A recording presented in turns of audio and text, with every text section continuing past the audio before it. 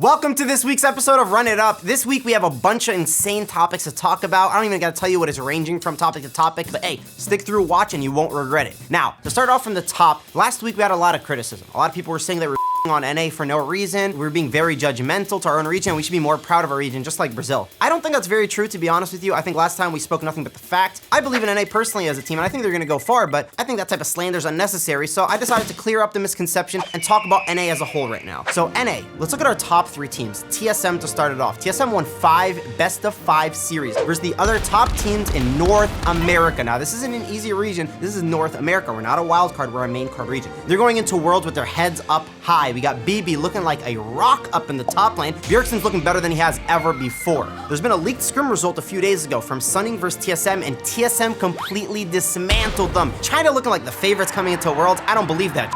TSM's taking over. NA is taking over. Not even just talking about TSM. Let's get into FlyQuest. FlyQuest solo. That guy's a fucking beast. He's went to Worlds last year with Clutch Gaming. You should see him in solo queue in NA every single game. He is smurfing it up. I wonder if all the Chinese pros have seen him in the super server and if they're tilted or not yet because of how good that guy plays. I believe in FlyQuest. Not only that, but Wild Turtle, he went to Worlds like 6 years ago with TSM. That guy's a beast. He has experience. He knows what it's like on the big stage. Without even talking about Team Liquid and the way they've done this year, they literally have Impact and Core JJ, who have both won Worlds before. I'm not gonna go further into that because it is unnecessary and it would be ridiculous for me to do so, but those guys have experience. They've won before. They might do it again. I'm telling you guys, I believe in NA as a whole. Not only just our teams, we're in the greatest country ever. We're in the United States of America. We handle everything to a T. We're gonna take over, we're gonna win Worlds, and we're gonna dominate.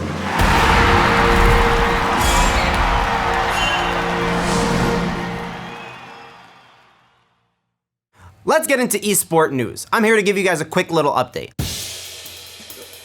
Now, we're not even in the off-season yet. Worlds is starting very soon in a few weeks. We're already hearing massive roster updates within teams. So, to start it off from the top, we got Reaper. Reaper, he's been the coach for Cloud9 for years now. He's brought the team from the bottom to one of the top teams in North America consistently. They've won multiple titles under him. They made multiple finals under him. A lot of fans are surprised to see the team part ways with him. For me personally, I'm not that surprised on seeing him leave. I've been in this team for quite a while, and I've heard not only good things, but I've heard bad things too. There was a big stunt back in the day when the main players on the roster got benched, and I know that created a lot of internal conflict. I know this split, there's been a little player conflict with the coaches as well. Definitely was not ideal. I don't know if it's all to blame on Reaper, but it's not the most surprising news to me. Now, let's get into the next news. We got a leak from Upset. So Upset is apparently rumored to potentially join IG, a team with Rookie and the Shy. Upset's one of Europe's best ADCs. This guy's a beast, but to me personally, I can't really see him joining this roster, not only because it'd be like a really big switch up of pace, but both Rookie and the Shy are still Korean imports in China right now. So they can't add a third import, which would be Upset. I don't think they're gonna get rid of Rookie or the Shy. Only time will tell.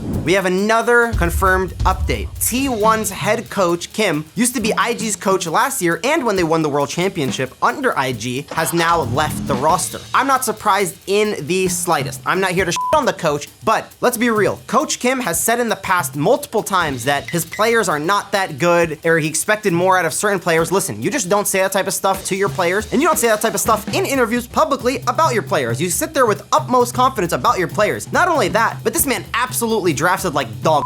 If you watch the series against Genji, he banned out 5 ADCs to blind pick Aphelios into Senna, which is one of the best ADCs in the game. It might have been the most outrageous draft, whatever it is. I didn't like it. Not surprised to see this. Not that mad either.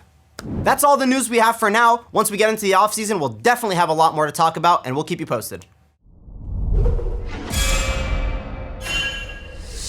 With the new World Song Takeover coming out, there was a lot of positive feedback from the community, but there was an overwhelming amount of negative feedback from the community. I'm here not only to tell you what I think about Takeover, I will be ranking all the other previous World songs as well. Let's jump right into it. Before we start, let's go over the ranking system. We have 5 ranks going from banger to great to solid to step it up and then woof. So, we're gonna be ranking them one by one from oldest to newest. Let's get started. First, to start off with Warriors. Now, Warriors came out in 2014, the first world song, and honestly, this blew expectations out of the water. You gotta imagine dragons coming in. The music video for it was amazing too. It tied in so well with the pace of the song. It was amazing. I'm gonna put it at great. I might have to move it up to banger later. It's up there though, between banger and great for me. This is one of the best for sure.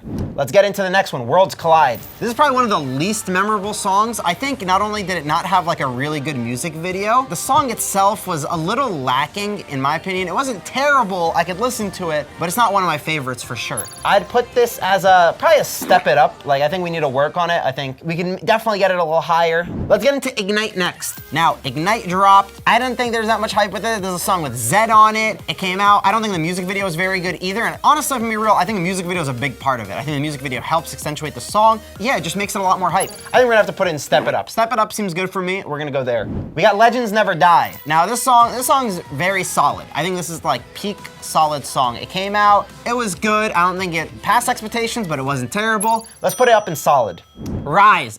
Everyone's excited about this one. I think Rise is probably everyone's or almost everyone's favorite world song to date. It is so amazing. There was so much hype coming up to it. The song itself is so great, but song's a banger. It is crazy. The music video, we're not even gonna have to get into that. Uzi, Perks, Fake, or Ambition, whoever else was in the video. That was a 10 out of 10. That's all I have to say.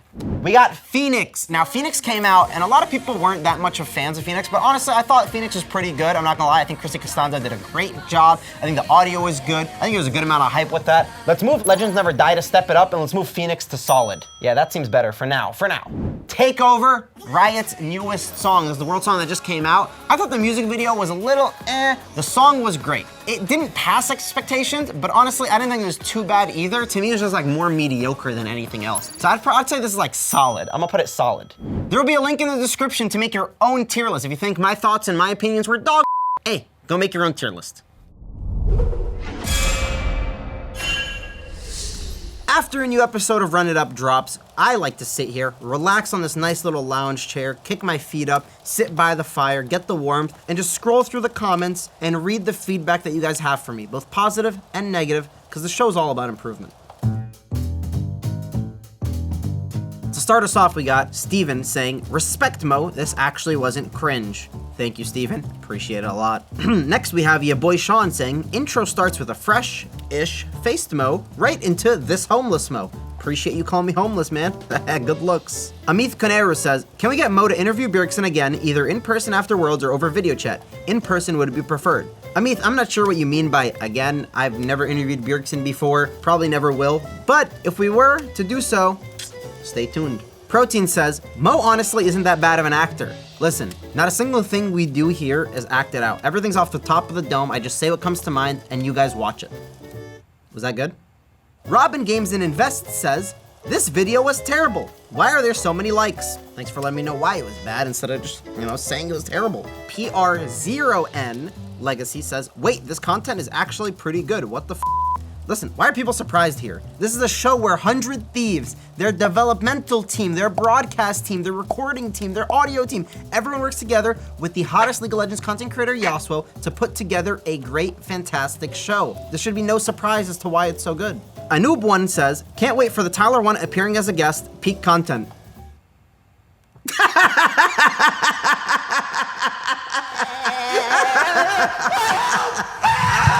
Dead Pepper says, "Did you guys watch Hotline League and just decide to jack Travis's idea for the show's name or what? Number one, Dead Pepper, you unoriginal your name sucks. Travis Scott came up with the idea like 2 months ago. We've been working on this project for about 8 months now. We started with Run It Down. We switched it to Run It Up to not steal his name, and you're still saying we stole his name. Are you f***ing stupid?" Claw AP says, "I love that I Will Dominate works together with a homeless Gragas looking person. Good guy Dom." Like, why? I don't get it, man. Come on. Al Team says, "Mo looking at the camera directly 24/7 making me feel like I'm hunted."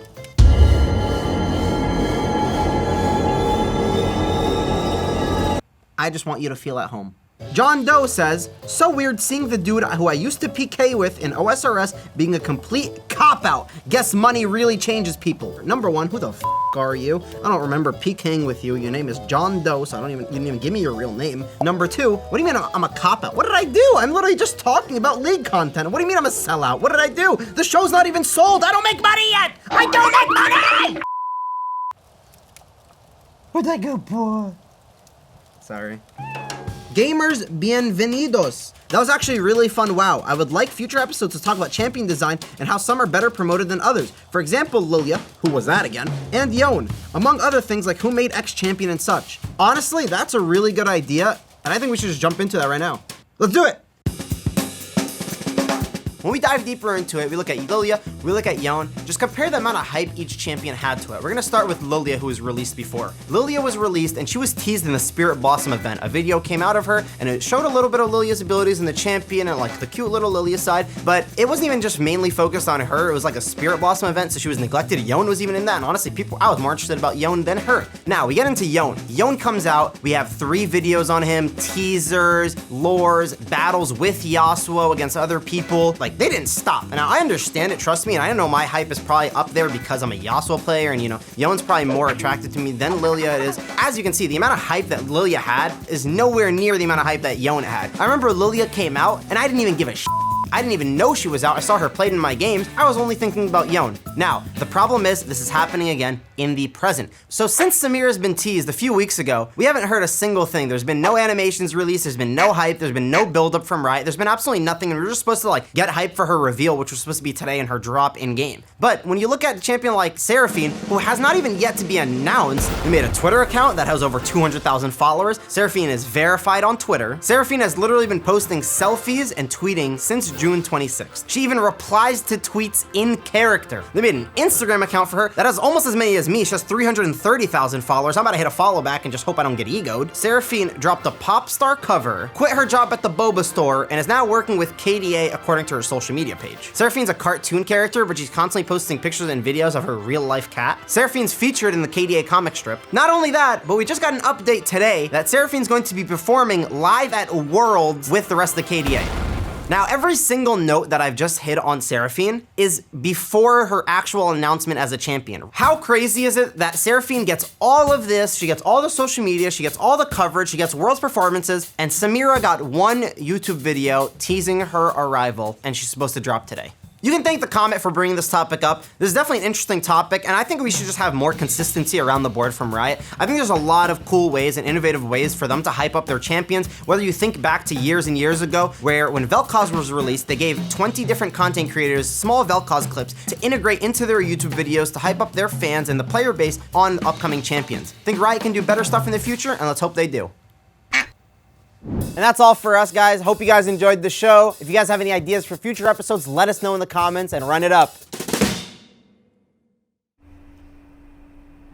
All right. That's my favorite. Angry. Well, I guess let's look at it sad. Your comments hurt my feelings. Maybe one where you're like.